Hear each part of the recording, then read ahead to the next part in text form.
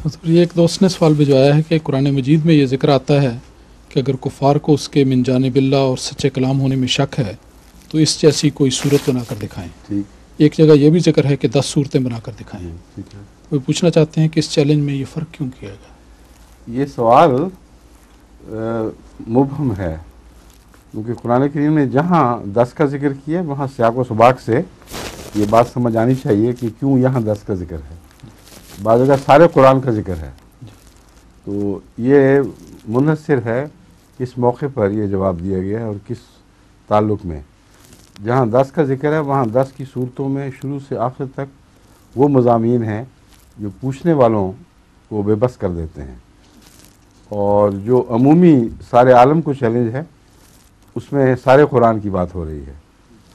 वरना कई लोग मैंने देखा है यहाँ भी कह देते हैं कि शेक्सपियर की ज़ुबान इतनी ज़बरदस्त थी और कुरान करीम में ज़ुबानदानी का दावा किया हुआ है।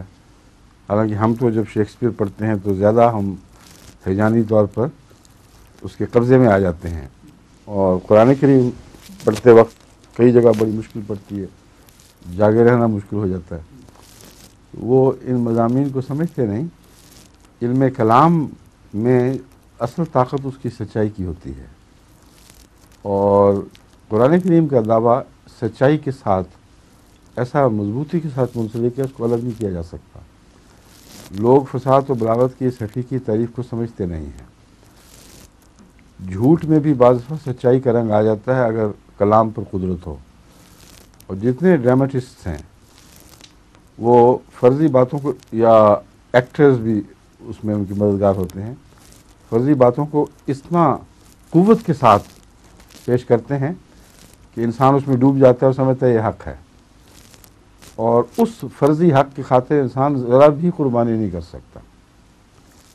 ये एजाज़ नहीं है। अगर एक आदमी कितना ही अच्छा ड्रामा पढ़ रहा हो और कोई कहे कि तुम बड़ा अच्छा ड्रामा पढ़ रहे हो इसलिए तुम इससे मुतस्सर होकर इसमें जो आला किरदार दिखाया गया है, तुम आज जाके वहाँ दरवाज़े बंद करो, खिड़कियाँ बंद करो, सर्दी आ रही है, ये काम करो, होगा मेरी बुला से। लेकिन कुरान करीम की एक आयत ऐसी भी होती है बसावक़ात, जिसमें कुरान करीम फरमाता है कि सारे बदन पर लर्ज़ा तारी हो जाता है, और उस एक आयत के बदले इंसान ने कौमें जान देने के लिए तैयार हो जाती हैं।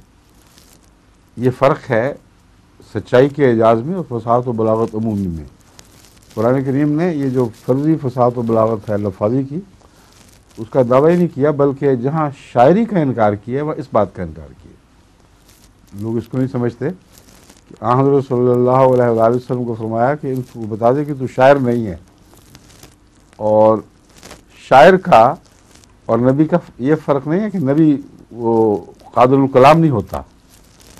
नबी के कलाम में ऐसे मकाम भी आते हैं जो शायरों से बहुत बढ़कर दिलों पर असरअंदाज हो जाते हैं, मगर शायर है झूठा है, जो फ़र्ज़ी बातें करने वाला है। वो कौमों की तो क्या, एक इंसान की भी हालत नहीं बदल सकता। बड़े से बड़े एक्टर, ड्रामेटिस्ट ऐसे ड्रामों के बाद जिन पे सामीन और देखने वालों की आंखों से आंसू बहते हैं, जब बाहर निकलते हैं तो एक ज़र्रा भी उनके किरदार में फ़र्क नहीं पड़ा हुआ होता, ना उन सामीन के किरदार में। जो रिश्वतखोर थानेदार है उसने वापस जाके पहले रिश्वत ही लेनी है। इसलिए बहुत बड़ा फ़र्क है।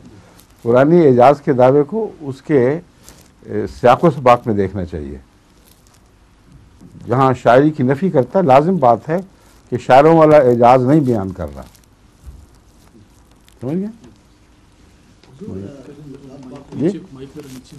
ओहो, अच्छा, इतना ही है वहाँ से, इसलिए नीचे हो गया। ये ऊपर से ज़्यादा मोटा था ना, तो मैंने फिर इनका कुछ झुकता भी इस तरफ, ये बेचारा। अब ठीक है, आवाज़ का